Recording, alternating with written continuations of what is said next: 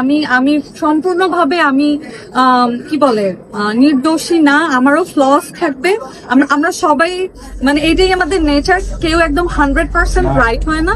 So আরেকজন কি করছে সেটা আমি আসলে জাজ করার আমি কেউ না, এই ভারটা আমাকে আসলে দেয়া হয় না। এটা আমরা নিজেরা নিয়ে নেই, কিন্তু এটা আসলে আমাদেরকে দেয়া হয়নি। আচ্ছা, অনেকদিন মিডিয়া থেকে একটু আড়ালে আছেন, কবে আবার আমাদের সামনে এইভাবে চলে আসবে সবসময় রেগুলার? এই যে আপনাদের রেগুলার আমরা প্রতিনিয়ত চাচ্ছি।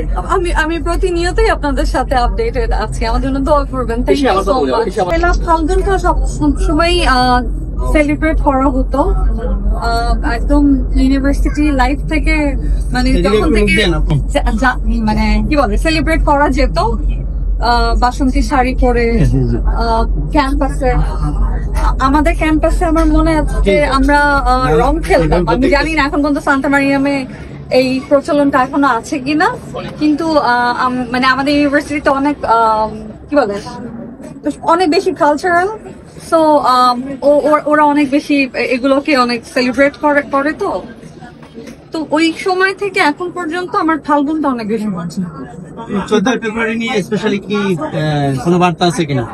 14 ফেব্রুয়ারি বিশ্ব ভালোবাসা দিবস। বিশ্ব ভালোবাসা দিবসকে আমি আমার জন্য বলতে পারি, আমার আসলে আমাকে অনেক বেশি ভালোবাসা দরকার, এইটাই আর কি। আমি চেষ্টা করব আমাকে যাতে ভালোবাসতে পারি।